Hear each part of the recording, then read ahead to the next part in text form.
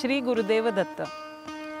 The chapter 39 is about one of the divine Leelas of Shree Guru Narsingh Saraswati, which happened at Ganagapur. In Ganagapur, there lived an old Brahmin couple by the name of Somnath and Ganga Devi. This couple was childless and the woman was about 60 years of age. She would be rejected by other women of the town, saying that she was an infertile or a barren woman.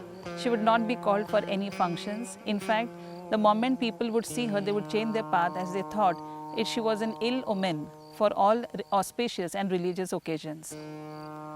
She took all this humiliation in a very, very sober way, and she every day would go to the Guru at the Sangam and prostrate at his feet, take a circumambulation, that is pradakshina, around the Ashwath tree there, and after that she would be coming home. This practice went on for many years. One day, Shree Guru asked her when she was prostrating at his feet that what was it that was there in her mind that was troubling her, because he could see that she was a little disturbed. She explained to him, Guru, I find myself to be a complete waste because I do not have any child and the entire village looks upon me as an ill omen. They do not call me for any social functions. In fact, I am boycotted by everyone. So at this age, it is difficult for me to have a child. So that is the reason I am doing the worship, so that in my next birth, I will be having abundant family and many children. Shree Guru asked her, if you want to wait for the next birth to have children, it would be too long. Why don't you ask for your boon in this life itself? She smiled at Shree Guru and said, I know that the entire village makes fun of me and mocks at me for being barren. But I didn't know even you are going to do the same. Are you making fun of me at this age of 60 when I have stopped having menstruation? Do you think I can bear a child?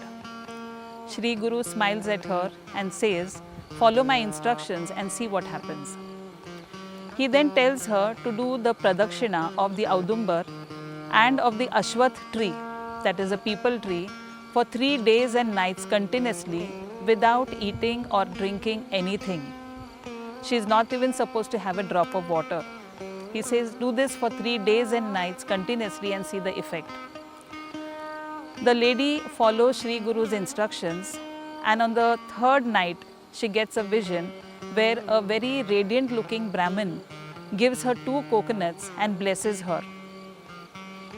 Now these 2 coconuts are an indication that she is going to have some very auspicious news. On the 4th day, she gets her menstruation cycle again started. She then has a bath after she finishes with her menstruation, and along with her husband Somnath comes to take darshan of Shree Guru. She tells him all that has transpired in the last few days. Shree Guru then tells her that the 2 coconuts which I have given you are the blessings in the form of 2 children. You shall have a daughter first and then a son. You will have a nice prosperous life. Your daughter will get married to a very, very learned scholar, and everything will be very, very fine for all of you. She is so happy to hear this that she goes home with her husband very, very contented. Now the reason why I am using this term very, very is because it is difficult to explain the ecstasy this lady has, because at the age of 60, when she had lost hope of having any children, she is now blessed by the Guru to have 2. After a few months, she gets pregnant. Her husband celebrates the 8-month function with the other married ladies around in a very, very pompous manner. The day of delivery comes and she gives birth to a beautiful daughter. After 12 days, she brings the child along with her husband to have a darshan of Shree Guru. Shree Guru blesses the child and she reminds him that you have told me I would have a son too. So please see that you keep your word. Shree Guru smiles at her amusedly and says, of course, my words will never fail. This lady then has a son after a couple of years, and in this way, as what Shree Guru had predicted, the entire family prospered. The girl grew up into a beautiful young lady and got married into a prosperous family. Her husband was a learned scholar and respected by all. The son too became a very learned scholar, and in this way, what we think is impossible, the Guru makes it possible.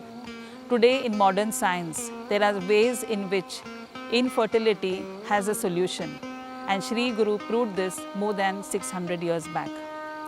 We move on to the next chapter. Till then we keep chanting Shri Gurudeva Datta.